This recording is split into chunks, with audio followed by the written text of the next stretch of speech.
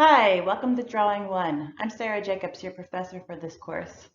This is a studio art course, which means that we'll be doing hands-on art projects and learning how to draw rather than learning about art history, although we will incorporate a little bit of that in this course as well. But for the most part, this is a class where you're going to get your hands dirty, you're going to work with charcoal, and learn how to draw very realistically by the end of the semester. In this lecture, I will introduce you to myself, to the course, to some concepts that are important to drawing, and I will show you the contents of your course kit, which are available at Artists and Craftsman Supply. The kit is assembled for you and ready for pickup. These are a couple of the artworks that I made since I was in quarantine. I'm primarily a painter, but I do drawing. Every time I make a painting, I draw what I'm going to paint onto my canvas first. So most artists, whether they're painters, sculptors, or anything else, they incorporate drawing into their practice as the planning phase of their artwork. And so I draw quite a bit. Here are some other works that I've made in the past year. These are all really quite large.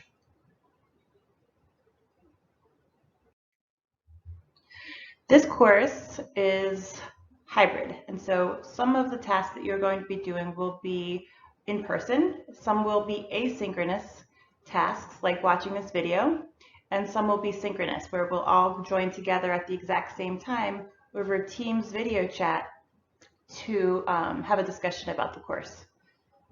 We are going to be using only charcoal in this class, and the reason that I like charcoal rather than pencil or something like that is that it's the fastest medium to use because you can really spread the charcoal quickly across the paper in a way that you can't do with graphite. You know, you can take a piece of charcoal, go like this, cover a huge amount of the paper, whereas with a graphite, you'd have to very slowly fill the whole thing in. And so once we get to the end of this video where I'm showing you the tools, you'll get to see what I mean by that. It's also a very versatile medium.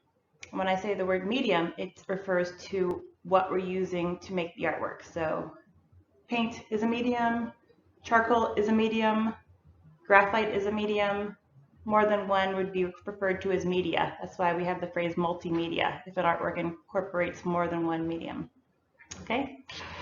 You will be covering several different techniques in this course, and you should put in 6 to 8 hours of homework time per week. Some weeks you'll have multiple week assignments, and some weeks you'll have a 1 week assignment. So if you have a 2-week assignment, you should put in 12 to 16 hours on that project. In this class, we're focusing on representation and realism. When I say representation, I'm talking about things that exist in the world, things that are not abstract. And the reason that we're focusing on representation and trying to create it in a realistic way rather than a stylized or caricaturish or cartoonish way is that I want you to be able to draw anything, and representation and realism is one of the most difficult things to draw. It also helps me know whether or not you are really able to understand and work with the techniques that I teach you. If you are able to draw something that looks realistic, I'll know that you are able to do those things, okay? In this class, I have a very specific way to create realistic drawings, and that I call the 3-step process. Today, you are assigned to watch a separate video in which I show you a demonstration of how to do the 3-step process, so also watch that. This will be the process that you use over the entire course. So that video will be your most important tool in this class for learning how to draw. And so we're going to be drawing different things over the course of the semester. You'll be starting with still lifes, you'll do landscape, you will do human figures, and you will also do portraiture and hands and feet. But regardless of what you're drawing, you're always going to use this same 3-step process. So please pay very strong attention when you watch this video, and I would recommend that you watch the 3-step video multiple times over the semester. The entire semester will be used to master this process. One thing that I notice a lot of people when they're beginning to draw often do is I notice that people sometimes have a hard time drawing what is in front and what is behind in terms of overlapping in the correct places on their papers. I'll notice I have seen people who would maybe draw, if they saw this still life setup, they might draw the tallest vessel there, the white one, the vase, through the one in front of it, where you can see everything through everything else. Be really sure to take note of what is in front and what is behind and what overlaps. Proportion is a term that we'll use quite a lot in this class that refers to the size of something in relation to the size of something else. So if I were looking at this still life and I were to draw the blue bowls 3 times bigger than they are, then they might be the same size as the white vase, right? And then I would say that that was not in proportion to the way this actually looks, right? Okay, so we will be making comparisons from one part of the drawing to another to make sure things are in correct ratio sizes to each other. I will talk a lot more about that in the 3-step process, so don't worry about that yet. Just remember, proportion refers to scales of things, sizes in relation to other things or other parts of the same thing that you're drawing. Its height to its width, for example. Foreshortening is a term that we'll be using in this class quite a bit that refers to the fact that when we see an object or a person from a certain angle, part of them might be closer to us than another part of them. So for example, in this drawing, the person's feet are the part of them that is closest to us. And so the feet are so much bigger in this drawing than the hands because things that are closer to us appear to be larger. So I could say that we're looking at this figure in a foreshortened view. Okay. And vantage point refers to the place from which we are looking at the thing that we're drawing. So if I were to be looking right at you, drawing you right now, and then I were to stand to the side, I would see you from a slightly different angle. If we were looking directly at each other one-on-one, I would see your eyes, your nose, and your mouth straight on just the way that you're seeing me now. But if you were to stay in the same position, because you're the model that I'm drawing, and I were to turn to the side, I would end up seeing you from a diagonal view, right? And so I would see this side of your, one side of your face bigger than the other side of your face because of foreshortening. And so it's very important for the person drawing to stay in the exact same vantage point so that they're always looking at the thing that's being drawn from the same position so that they don't end up having many different angles of the person in the drawing, because that would end up looking like a cubist drawing, something like a Picasso, right? Please avoid outlines in your drawing. I note that frequently in drawing one, people include outlines when they note that something has a very similar color to the thing behind it. So for instance, in this painting, this is a painting I did years ago, you can see that on the left side of the painting, light from a window is streaming around the side of a wall, and it's creating a flare. And I have seen many students in a situation like this where the wall and the window are so similar in color, putting a line down the edge to differentiate where the sorry, it's hard to have control over this PowerPoint and make a straight line, but you see what I mean. They would put a line there, and that makes the image look really flat. Just because something is similar in value, which is how light or dark it is, to something behind it, does not mean that we should put an arbitrary line around it. Okay, this flattens the image visually, which makes it look less voluminous, less like a real thing. It also kind of suggests that the viewer wouldn't be able to realize that it's a light flare and that the wall didn't suddenly disappear. Nobody's going to look at this and think that the wall disappeared. It's a similar situation in the girl's shoulder, because the light is streaming behind her. She's backlit and the shoulder is lit up, but we don't think that suddenly there is no skin here, do we, just because of that? So there's absolutely no reason to put an outline where values are similar from one object to the next. Outlines are schema that we use since childhood to indicate the edges of something, but nothing actually has a black or a green or whatever color line around its edge. Looking at me, for example, you don't see a line around the edges of my body. What you do see is that my arm just stops and then something else starts. The chair starts, the wall starts, the window starts. There's no reason to indicate the edge of me by putting a line around me, okay? Look how much less realistic something that is outlined looks compared to something real like me, okay? So here you can see the artist Julian Opie. That last piece was his as well, and this one is his too. He plays with the idea of volume and flatness in artwork. Here you can see a piece in which he has a gradient, three-step gradient from light to dark on both of these women, and he also has an outline around them. You can imagine that without the outline, these images, even though they're very stylized and graphic, would still look more realistic than they do with the outline around them. When you are setting up something at home to draw, for instance, you will be doing a still life drawing early in this semester at home for your homework, you should take a lamp and light the setup that you create from one side instead of using the overhead lights in your room.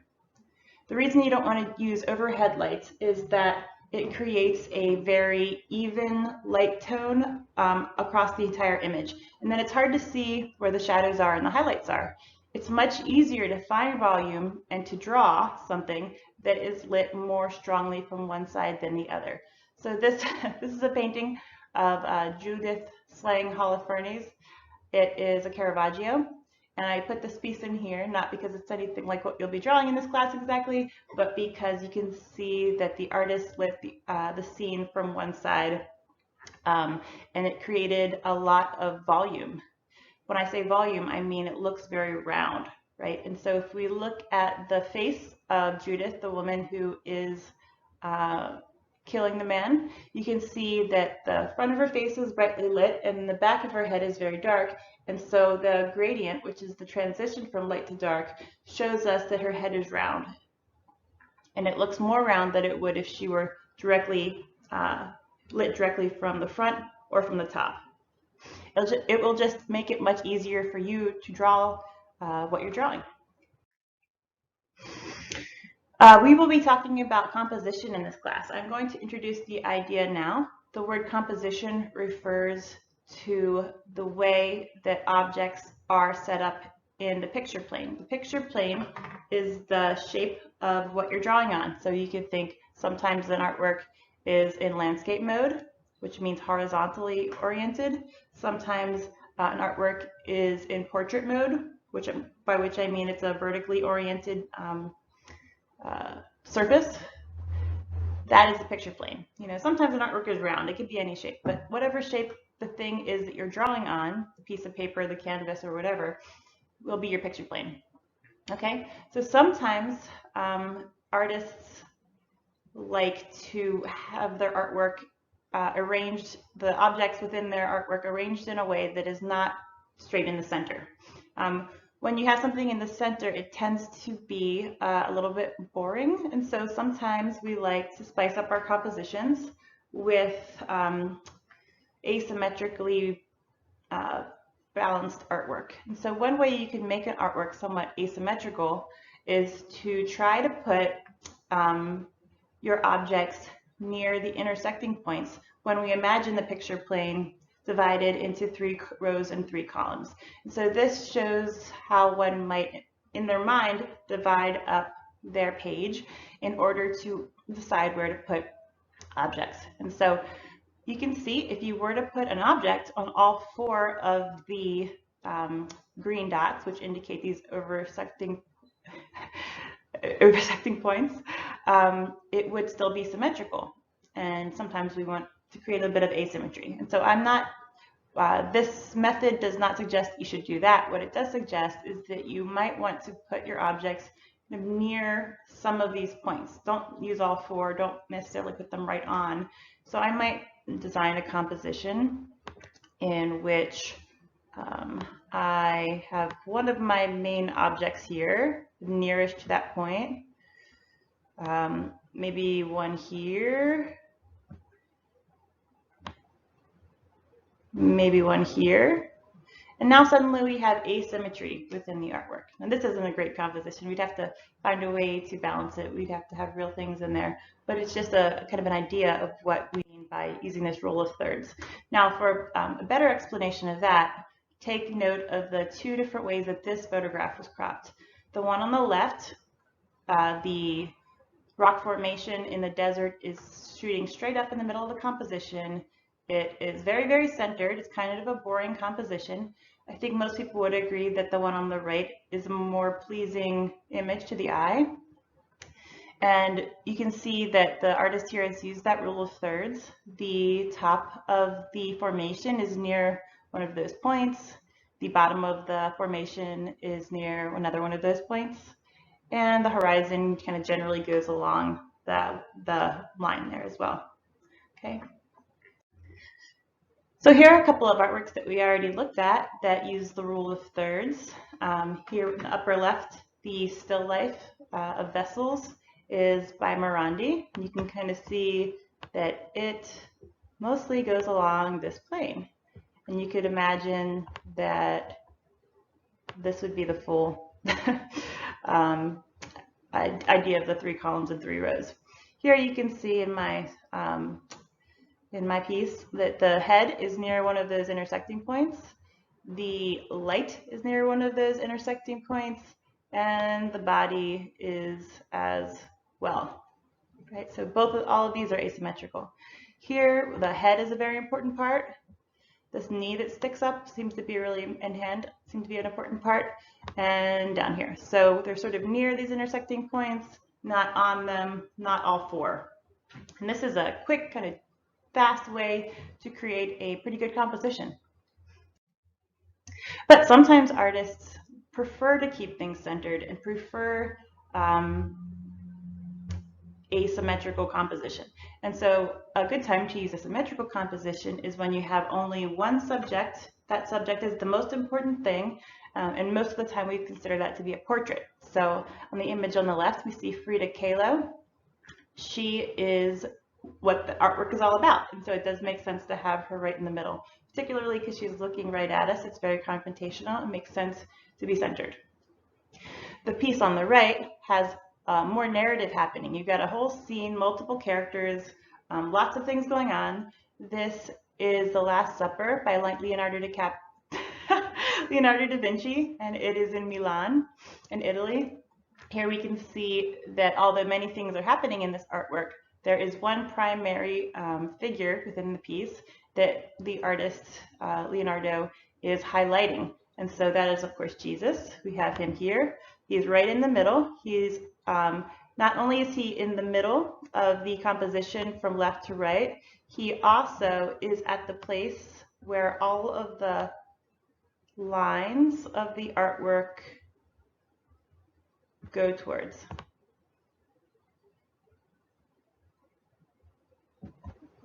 He is both centered and kind of pointed to. And so he's very, very much the focus. So it's not always wrong to have a centered composition, but most of the time, unless you have a very good reason for it, it is preferable to have.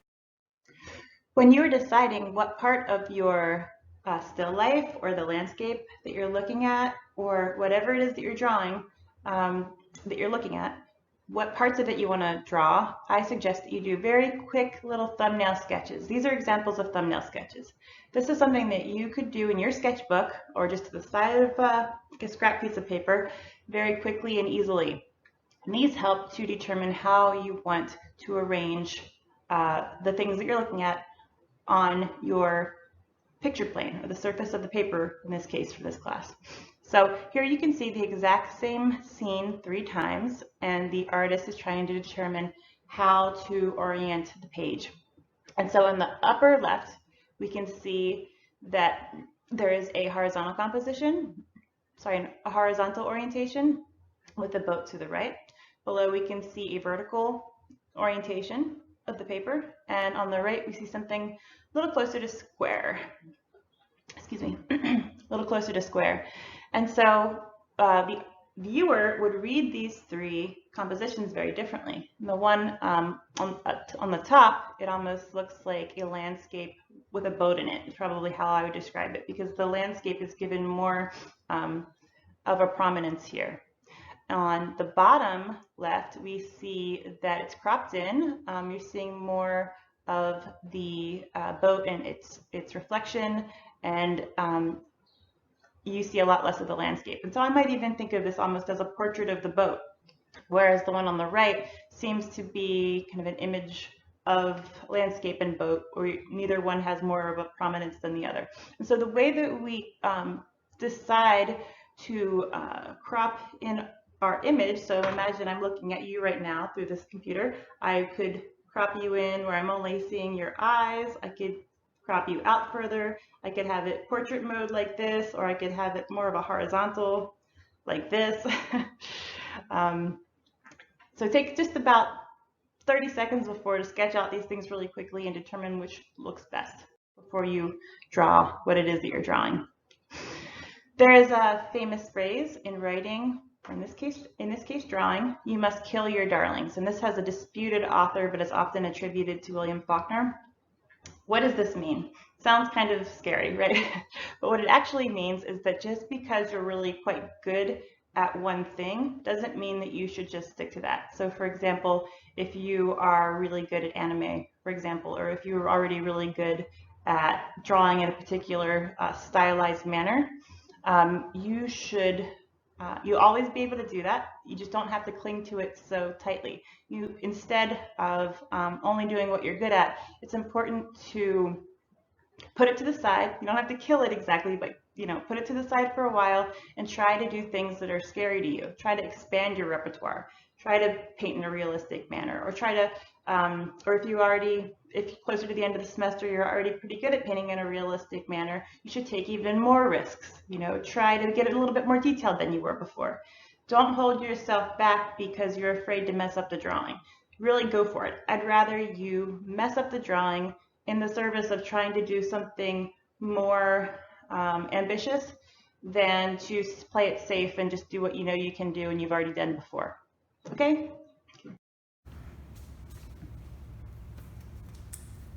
Hi, I'm your professor, Sarah Jacobs, and I'm here to talk to you about the supplies that came in your course kit. This kit is available at Artist and Craftsman Supply in Squirrel Hill, and you can contact them to have it shipped to you. Okay? So the first thing that you receive in your kit is a drawing pad, and this drawing pad will be what you use for your homework, and you can also use that for any kind of long drawings you do in class. You're also receiving 2 drawing pads and 2 newsprint pads. So the difference is that drawing pads are finer quality paper. Newsprint pads are less expensive. They're a very thin paper. And this is what you'll be using in class and for practice when you're doing quick sketches and just trying to work out your techniques. And so this is just practice paper. Okay? You also received some charcoal, 3 different kinds of charcoal. The first one is this one, and it is called Willow. Willow charcoal comes in different sizes. You'll probably have a variety of sizes in your pack. You can see these 2 are the same kind of charcoal, but one is much bigger than the other.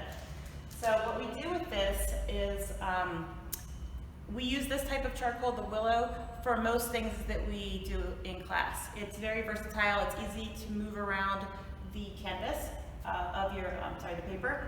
And so here I have a drawing pad.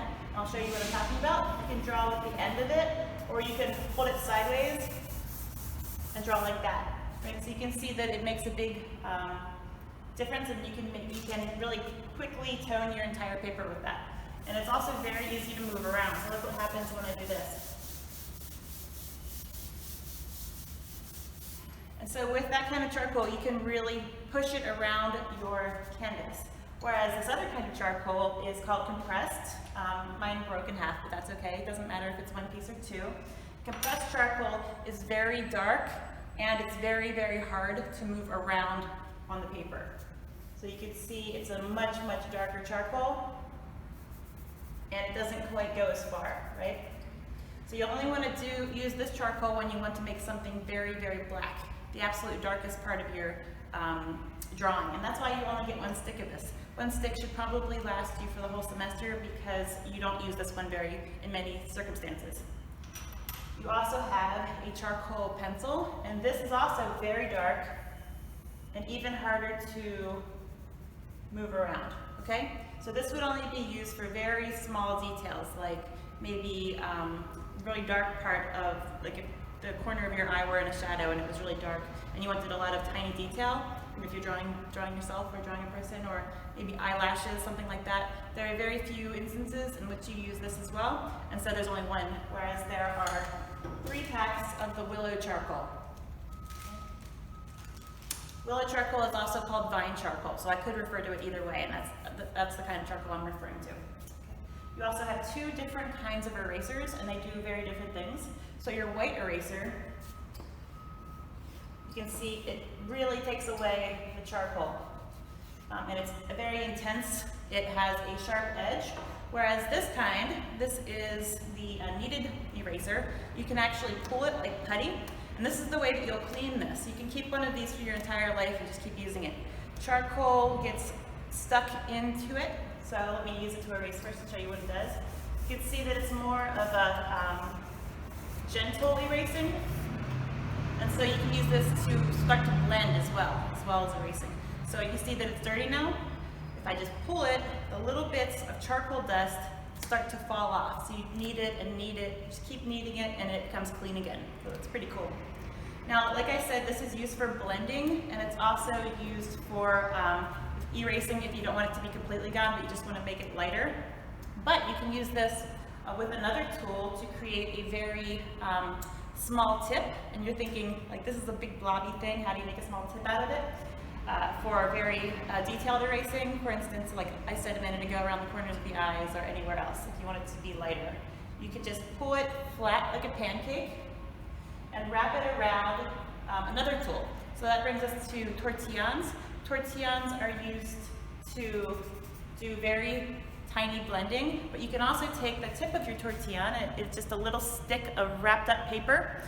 Take the tip and wrap your flattened pancake around it from the kneaded eraser, and you create a tiny little tip with it, you see? And so you can use that to do very small detailed erasing. Pretty cool. We also have an X-Acto knife in here, and it comes with blades, and so you can see it's very sharp, so be careful with this. I would keep the extra blades in the plastic package until you're ready to use them, so you don't accidentally poke yourself when you're going into your kit. We have this with us here because, well, for one, you can cut paper with it, although we won't have many needs to do that in class. But the main reason is that we can use this with our white eraser to create a point again. So as you erase, you can see that this is starting to become a curved edge from where I erased with it. It made the eraser start to fall apart. So let's say eventually you're working with this and it becomes a totally rounded shape, and you don't want a rounded shape, you want to have a really strong pointy shape to erase a hard edge. What you can do is take your X-Acto knife and cut it, just like you're sculpting it, back into a point. And then you can go back in, have a really defined edge. Okay?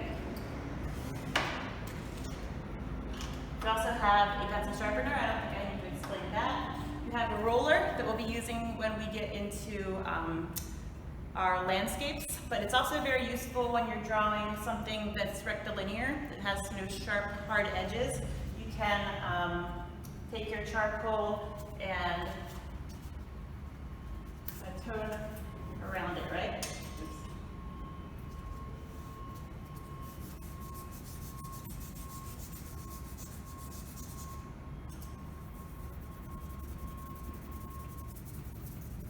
See, I use this as a shield to shield this part of the paper from everything I did to the side of it.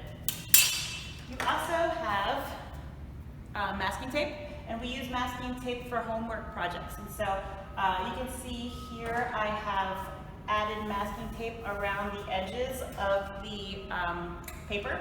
And so I want to press it down really well.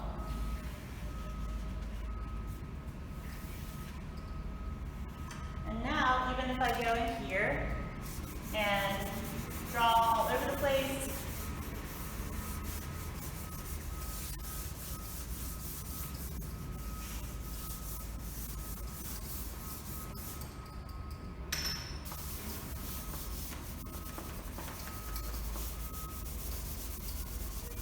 when I pull the tape off, it will be a perfectly white edge, and that's important because it will look neater. It's also a nice edge where you can tack up the paper with thumbtacks if you want to see it on the wall.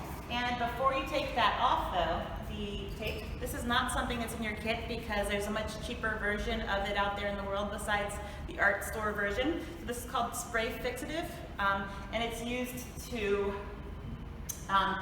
make the charcoal powder stick to the paper. So you're going to wait until you're completely done your homework project. And you don't have to use this at all when you're just drawing in class for practice or practicing at home. But when you have a piece that is going to be taken out of your pad, that you're going to hand in as a project, you're going to want to spray it because you're going to have to bring it from home to school, and you're going to want to keep it beyond that as well, and it's the only way to keep it from being smudgeable. It's really great to use charcoal because it's something that you can move around and smudge while you're doing the drawing process, but once you finished it, you don't want to accidentally smudge it. Imagine that you took time to draw like a beautiful portrait, and then when you're bringing it in, you accidentally swiped it and the charcoal moved all around. That would be bad. And so fixative is a spray, an aerosol spray, that holds the charcoal powder in place.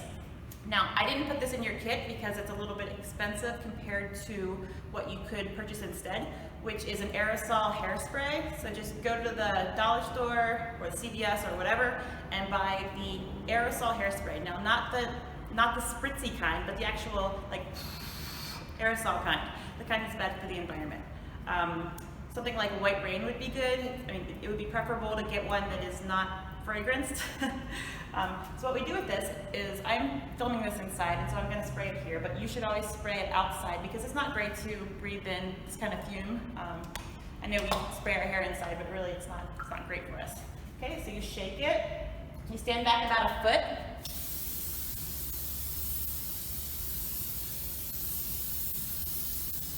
and you spray, and then you give it a minute or two, and then you spray it again. Okay? You don't want to get closer than a foot because if you do, you'll get a big wet spot. I'll show you what happened. See what happened there? It's dripping down. It's kind of congealing the charcoal powder. It's not a good look. Okay, so that's why it's important to stand back. And if you need to do more than 2 layers because you've got a lot of charcoal on there, just be patient, stand back, and spray it multiple times instead of getting close and trying to do it all at once. Okay, so let's say I already sprayed this a couple times, and this was the finished piece, and this is what I wanted to turn in. You could then come back here and take the tape off, and you'll see what I mean. And before you do, be sure to wash your hands. But for the sake of the video, I'm not going to do that. Instead of pulling straight out like this, which could tear the paper, it's important to pull down. So I already tore the paper a little bit there, but it's okay. That's why it's important to pull down slowly.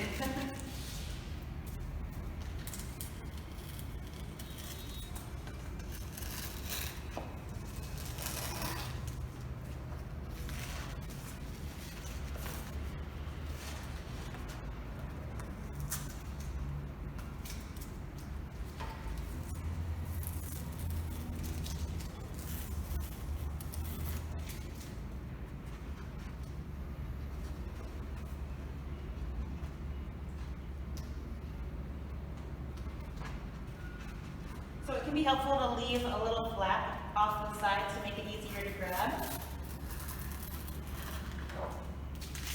Okay, and once you've done that, you can take your homework out of the pad. There's a little perforated edge here, so it's easy to do.